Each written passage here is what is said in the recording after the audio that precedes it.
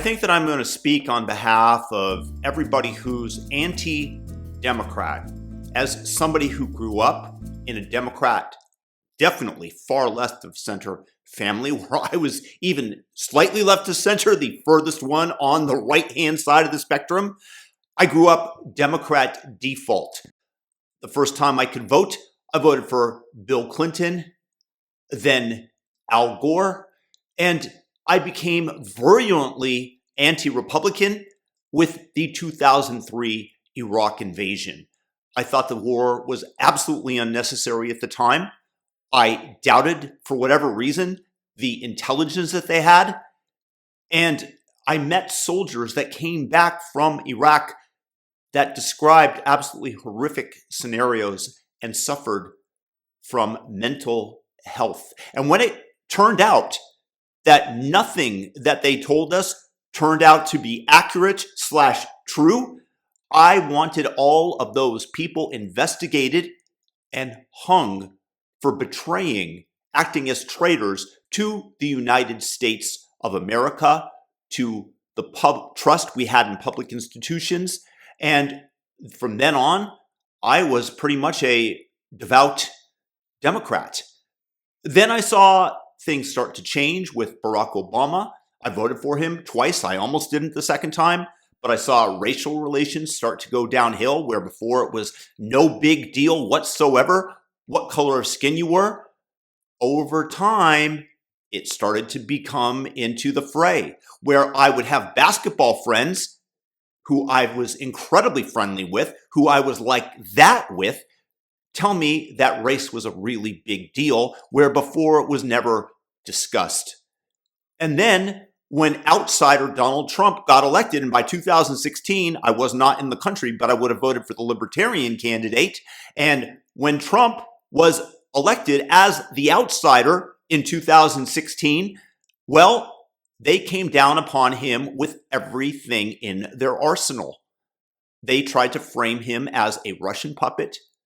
They lied. They created tremendous divisions amongst Americans who wanted to believe the media, to believe the politicos, to believe our institutions as we are instructed to as children. And all of this came crashing down. They accused Donald Trump of a quid pro quo for which they tried to impeach him, when Joe Biden did even worse. So they said they were walking out to press conference. I said, no, I said, we're not going to give you the $1 billion. They said, you have no authority. You're not the president. The president said. I said, call him. I said, I'm telling you, you're not getting the $1 billion. I said, you're not getting the $1 billion. I'm going to be leaving here. And I think it was, 6 hours? I said, I'm leaving in 6 hours. If the prosecutor's not fired, you're not getting the money. Well, son of a bitch. Got fired. And by the way, I do believe that quid pro quo is the way that you get things done. You do this for me, I'll do this for you. So aside of the fact that if you're going to prosecute Donald Trump for it, then what do you do with Joe Biden when the evidence is right there? And Donald Trump was the president, and he gets to decide what we do internationally and how we negotiate. But I think that it's absolutely absurd what they did. They unleashed the 2020 riots. Don't tell me that the coverage of the George Floyd incident appearing over and over again on the leftist channels wasn't a psyop meant to pit each other against one another. And all of the death and destruction that came from it was all designed as a color revolution to get Donald Trump out of office. Then, when he runs again in 2024, they try to bankrupt him. You had Leticia James out there, and she's bringing lawsuits to try to bankrupt Donald Trump. They said that Mar-a-Lago was worth $18 million, like a 17-acre property on both waterfronts, when a 1-acre lot sold for more. This is what they claimed, and they claimed to be decent people that we can't see through such an obvious lie, when I and my friends will chip in to buy it for $25 million in a heartbeat and make a $100 million profit if we were able to garner it at that price overnight. This is what they fed us. They went after him for a clerical error, turning a misdemeanor that had pass the statute of limitations into 34 felony counts and then parade felony charges against the man and persuade almost half of the citizens of the United States about how he is evil and a threat to democracy. They said it was an insurrection on January 6th, where they conveniently forgot to bring guns to the Capitol, as though they were going to maintain control without physical force. This is what they're labeling an insurrection, where the only person that died that day was Ashley Babbitt at the hands of, what, at minimum, somebody who was an overzealous Capitol policeman who shot her in the neck and got away with it.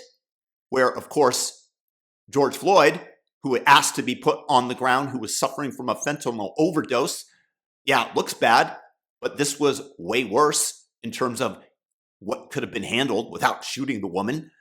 But that was the only person that died, and they had evidence that Brian Sicknick had died of a stroke. And they had published in the New York Times that he died of trauma from being hit over the head with a fire extinguisher. They lied, and then they brought it up again in the impeachment against Donald Trump because it's all for show. These people are absolutely dishonest, and the only thing that they crave is power and the money that they are able to funnel not only to themselves but to their cronies via their crooked games. Why do you think all these politicos come into office worth very little and leave worth tens of millions of dollars, like Elizabeth Warren, like Nancy Pelosi, who's the best stock picker on the planet? But I don't even begrudge them that. That, my friends, is normal corruption, shall we say, where they have inside information. Fine.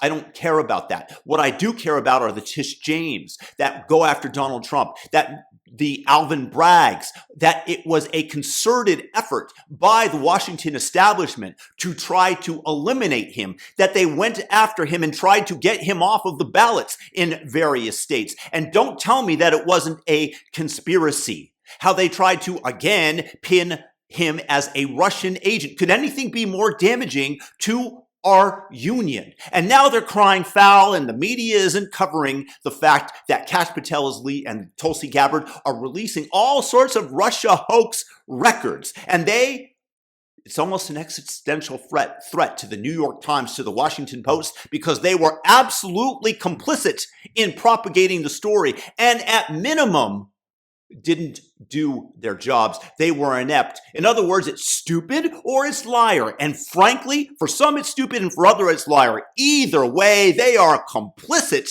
in the propagation of this hoax, not only against Donald Trump, not only against the sitting president, but in terms of dividing America for their own gain. So when I see these people being attacked by the Trump administration, I say good, because you need mad, mutually assured destruction so that we don't engage in such behaviors a second time. Although they likely will, we soon forget, like we do with socialism and communism, that it doesn't frickin' work. But at least for a period of time, they won't engage in such actions because they know that if they behave in such a manner, that the opposing side will do the same. It's the same thing that keeps men from hitting each other. If you hit somebody and you don't kill him, he will get up and try to knock the shit out of you. So there's mutual respect, and you only engage in physical violence unless you're a criminal at all times in the most necessary of scenarios.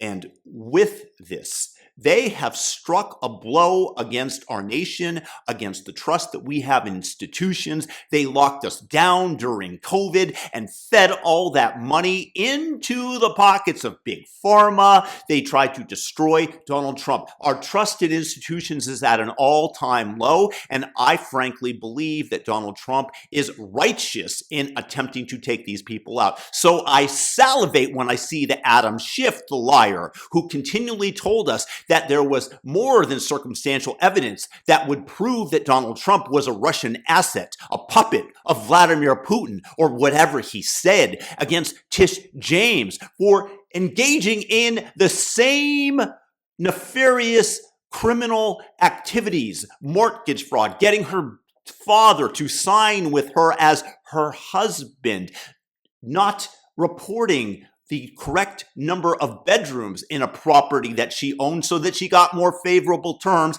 that the exact same weapon that she tried to take Donald Trump out with is used now against her. I do believe that these people are evil, and it's not politics as usual. These people have gone to the mat, and when the justice system is used against them, they claim weaponization. Well, who weaponized it first, y'all? They deserve what's coming to them in spades and more. And if they end up in jail for prolonged periods of time, they will have to look back and say, wow, I got burned by the same weapon that I tried to use against the opposing side. And they will know in their hearts that they deserve to be in that jail cell where they tried to put Donald Trump.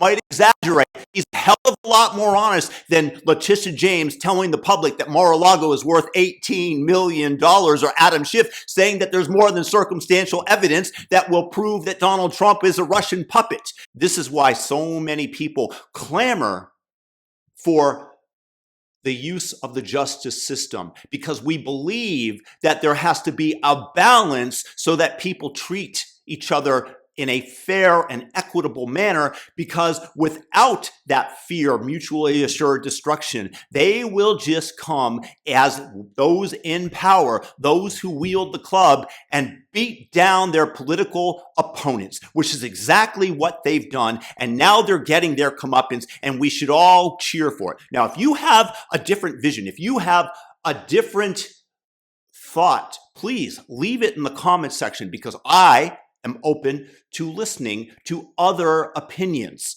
And if you agree with me, I want to hear about that too. And thumb up the video, and if you think you are new to the channel, subscribe if you like the content. Peace and blessings to everybody out there.